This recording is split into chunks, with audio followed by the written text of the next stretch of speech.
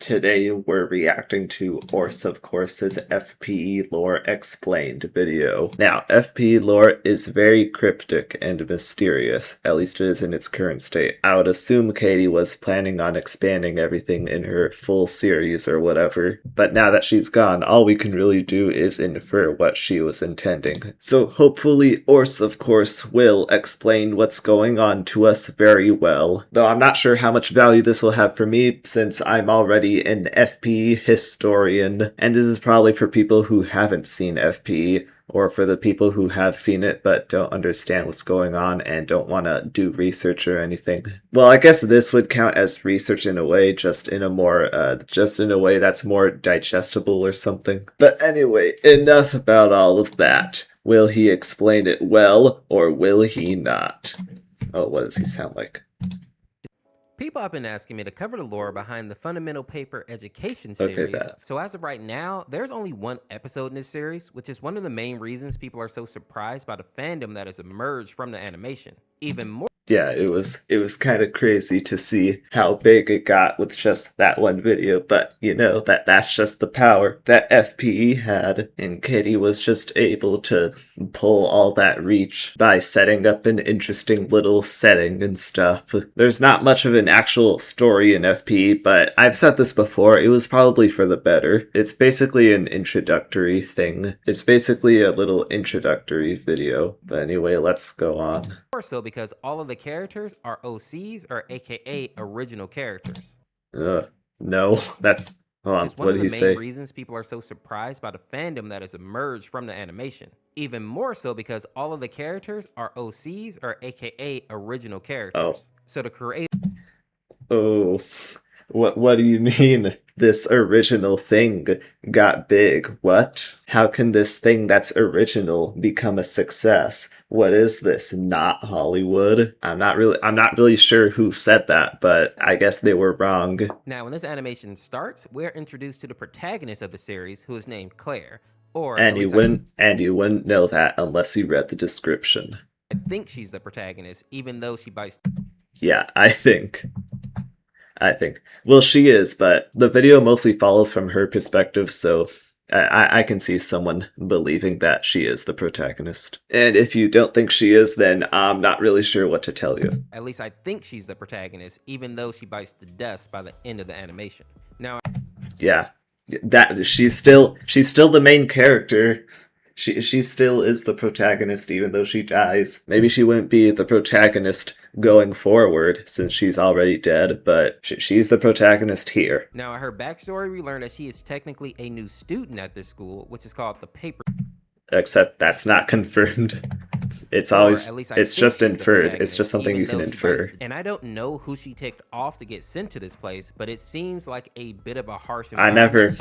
I never thought she did anything to deserve coming here or whatever. Maybe he's just joking or something, but I can't say I ever really thought about why she's going to the paper school, and also why is she going to the paper school. And I know there is some confusion around the ages of a lot of the characters here, but this... That was kind of weird. I remember sometimes I would see some people saying that the FPE characters were in middle school, and I always just thought, no, you fucking idiot, they're in high school.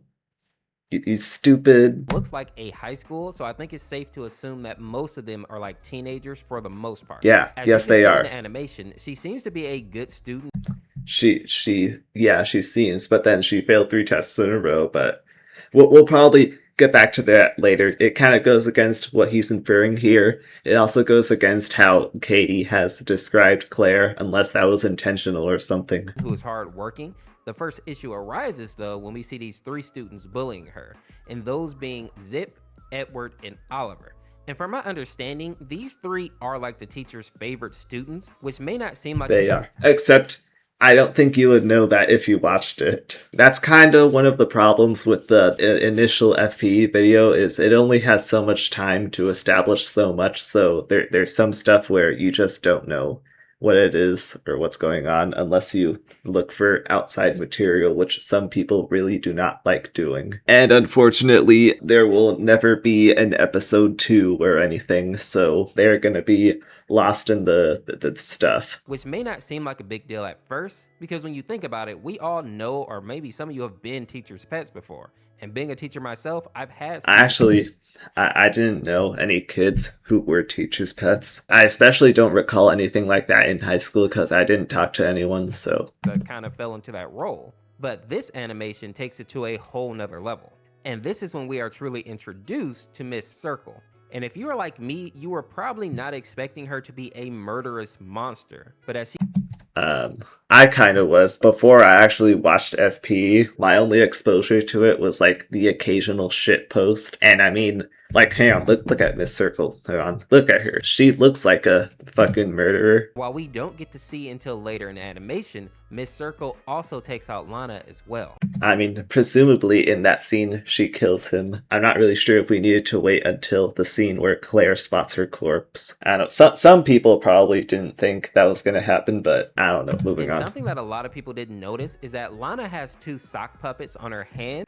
Yeah, a lot of people did not. Hang on, I hope you guys know the FPE song by Benji X Scarlet. If not, here's a little demo. I'm Abby and I'm dead at school. Okay, you know it? Okay, well, this is from his reaction from when he saw FPE for the first time. Teacher's bad? Oh, why does she have sock puppets? Yeah, a lot of people did not notice that. It's a very subtle detail, guys.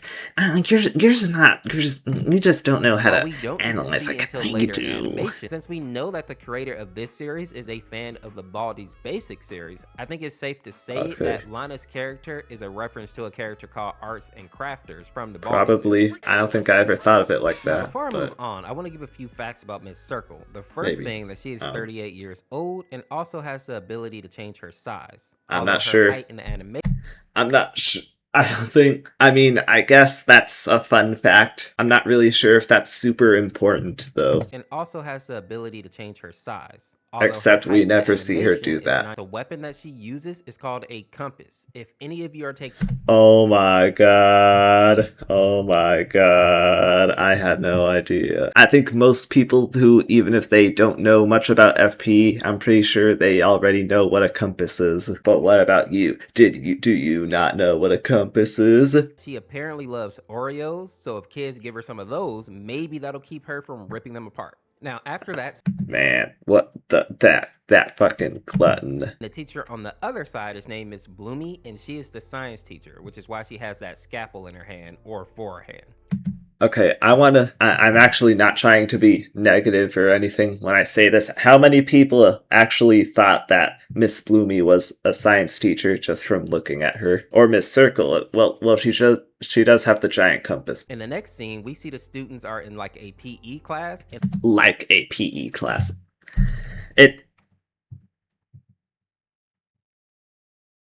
Is this even PE? I don't know. And they are all around the pool. It's a pool. And this is the first time just say they're at the pool. Somewhat peaceful. The worst. No, it's not. What about during this scene when everyone's just doing their thing? This is the first time that the school actually looks somewhat peaceful. No, the worst thing that happens is like the bullies are actually splashing some people. There are also a few minor characters here that pop up. The first one being Ruby, who is this humanoid figure. Not important. She's not important. But as far as we know about this character is that she is like a peacekeeper who just wants all the students to get along. This guy here probably. has a bendy haircut is named Skell. As being kind of an introvert, which is probably why I actually never thought that Skell looked like Bendy. I also find it interesting that the name Skell actually means to be like a tramp or homeless. Oh, I didn't know that. So maybe this kid just isn't an introvert, but actually is just homeless and is struggling with that. Something else. The more you know. Next, we see 2 people sitting by the pool. The first one being a rabbit girl named Petunia, and her friend is named Lizzie. And these 2 are considered to be like the popular girls at the school who come off as nice, but if you kind of tick them off, they do have a mean streak. When they don't do anything mean to the other kids. They probably are, but if they have, we don't know. Also, it can only be inferred that they're like the popular kids or something. They probably are, but all is unconfirmed. This is also the second time that we've seen this student here named Ingle, who even now seems like a nice kid, but towards the end of the animation, he really proves that he's a good I person. mean, he We always also see seemed this that way. And the last character that I want to point out in the pool scene here is going to be this little guy on the boat. Apparently, this is Zip's little brother, and it's kind of cool to see that even though Zip is a bully, she seems to like her brother and even takes time to hang out with him and play with him at school. So, yeah, it adds some well, I still don't good think that complexity good to the characters. And just to point out, I don't think that these two are in love or anything like that. When I was looking at Katie's Twitter, it seems like she doesn't really like shipping of her OCs, especially Alice, but I guess that doesn't mean that shipping won't occur later. But as a fandom, we should really keep that in mind because we've seen how shipping can go from being kind of cute to just being weird. We all remember ships like Mordecai x Rigby. I don't remember. If we really want to get weird, the Pinecest ship. Oh, damn. Well, as far as we know, Engel and Claire are not related, so I think it's fine. I don't see anything wrong with that. Also, what's wrong with shipping Mordecai and Rigby? I don't understand, man. They're not in love in the show, but so what if you want to do that? I don't know, this guy's kind of being the fun police. Cool. And this is where the animation really starts to get interesting, because we see Zip go to the door that says Alice's room. She's just there. And judging by how Alice looks, I think it's safe to assume that she is catching bodies if you go into her room. We also judging by character reactions. I believe that Miss Blooming makes her work super complicated so that kids can't understand it and that they will fail.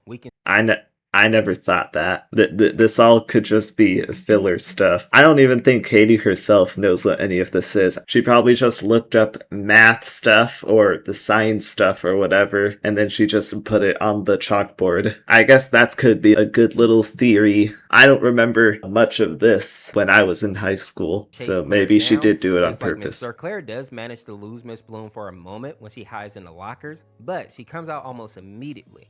I feel like if it was because she ran by. She left, so of course she's gonna leave and then find another exit. Unfortunately for Claire, it seems like all three teachers came after her at the same time. Yeah, I just had a hunch, guys. Claire sees a door that has an exit sign on it, but if you remember from earlier, the door actually belongs to Alice and shouldn't be. I don't think. If you were watching FPE for the first time, I feel like you wouldn't remember it that much. Maybe you would, so then the dramatic irony kicks in. But even if you already know, I think it's okay because it doesn't take very long to actually have it revealed that she stepped into Alice's room, so it doesn't overstay its welcome. She is also already scared, so she probably didn't notice the obviously fake stuff. She is called Princess Alice, which leads me to believe that she is the one actually pulling the strings at this school, even though she's supposed to only be around. Oliver is not a student, which means that he's just a grown man bullying a bunch of teenagers. Now, back in the animation, we see that Alice starts to attack. When she finally corners Claire, she literally rips her apart, which is kind of a surprise to me. I thought that these creatures were taking out kids so that they could eat them or at least eat parts of them. But it seemed like Alice just wanted to send a message to people to stay out of her room. Well, Alice is very clearly not like the other villains, so that's probably just what he thinks. I was also surprised to see Claire die here because she popped up in a few of Katie's animations. One that you guys may have actually seen is called Why Are You Blinking So Much? I did not see until it was already gone. Claire also popped up in a few other animations. I know Machine Girl is one, and the other one is called Just One. You and Me. But if I remember correctly, it was just a cameo. I don't have a lot of faith in the fact that Claire may be coming back or may be revived. I think she's toast for good. But then she kind of did. She appears in lots of other art Katie made. Also, Katie said Basics in Behavior is not canon to the full story, so maybe she does live longer in the full series. Alright, video. I don't know what else to say right now. Like and subscribe, bye.